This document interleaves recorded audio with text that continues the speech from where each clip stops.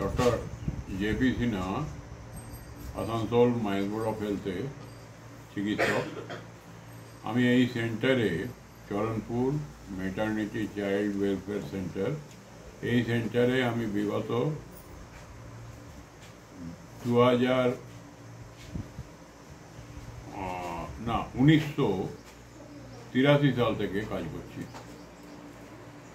এবং এখানে দুস্থ লোকেদের চিকিৎসার সমস্ত রকম ব্যবস্থা আছে। এখান থেকে তারা উপকৃত হন। এই সেন্টারটা এখন অত্যন্ত খারাপ অবস্থার মধ্যে আছে। এখানে বাইরের কিছু দুষ্কৃতী বিগত 1 বছর ধরে সেন্টারটার ওপরে নানা রকমভাবে অত্যাচার চালাচ্ছে। পুলিশকে এর আগেও জানিয়েছিলাম, পুলিশের তরফ থেকে এখানে এসেছিলেন, দেখে গেছেন। তারা বলেছেন যে হ্যাঁ, তদন্ত করে ব্যবস্থা নেওয়া হবে, কিন্তু তারপরেও কিছু হয়নি। গত মঙ্গলবার দিন এই সেন্টারে ভাঙচুর করে ঢুকে সমস্ত তছনছ করে, ওষুধপত্র সমস্ত তছনছ করে কিছু দুষ্কৃতী চলে গেছে। কিন্তু কারা করেছে সেটা সঠিকভাবে আমি বলতে পারবো না। তবে স্থানীয় কিছু দুষ্কৃতী এই ঘটনাগুলো ঘটাচ্ছে যাতে এই সেন্টারটা উঠে যায়।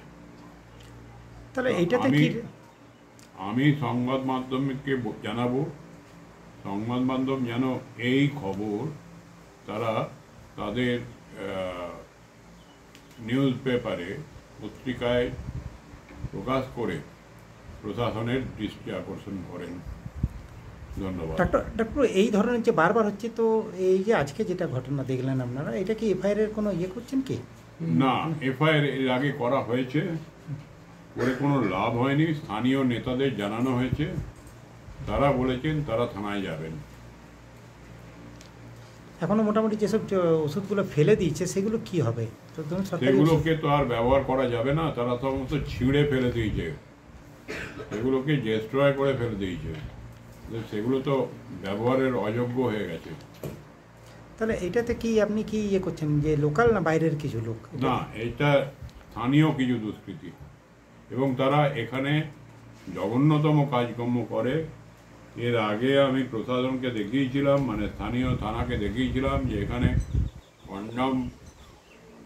কন্ডম পড়ে থাকে, এখানে কাঁচের বোতল এবং মদের যে আজকাল দেশি বোতল পাওয়া যায় সে সমস্তগুলো পাওয়া যাচ্ছে, এগুলো আমি দেখিয়েছিলাম।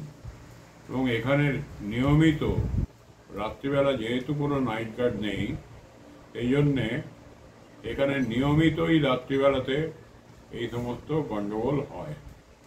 এটা কি কোপার ছাড়িয়ে করেছে কালকে যে ঘটনাটা?